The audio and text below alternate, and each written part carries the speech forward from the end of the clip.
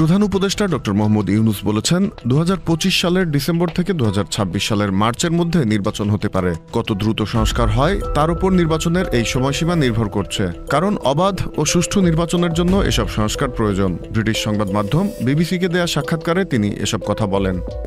অধ্যাপক ইউনূস ঢাকায় তার সরকারি বাসভবনে এই সাক্ষাৎকারে বলেন, আগামী নির্বাচনে আওয়ামী লীগ অংশ নেবে কিনা সেই সিদ্ধান্ত দলটিকেই নিতে হবে। এছাড়া নির্বাচনে কারা অংশগ্রহণ করবে তা নির্বাচন কমিশন সিদ্ধান্ত নেয় বলেও জানিয়েছেন নোবেলজয়ী এই অর্থনীতিবিদ।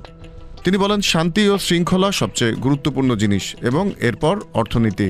সাবেক সরকারের রেখে যাওয়া এটি এক ছিন্ন ভিন্ন অর্থনীতি, বিধ্বস্ত অর্থনীতি। এটা এমন কিছু যেন ১৬ বছর ধরে কিছু ভয়ানক টর্নেডো হয়েছে এবং আমরা এখন টুকরোগুলো তুলে নেয়ার চেষ্টা করছি। অধ্যাপক ইউনূস জানান, তিনি ২০২৫ সালের ডিসেম্বর থেকে ২০২৬ সালের মার্চের মধ্যে নির্বাচন আয়োজন করবেন। তার সরকার কত দ্রুত সংস্কার করতে পারে তার উপর নির্বাচনের এই সময়সীমা নির্ভর করছে, কারণ অবাধ ও সুষ্ঠু নির্বাচনের জন্য এসব সংস্কারকে প্রয়োজনীয় বলে মনে করেন তিনি। Z news, Dhaka.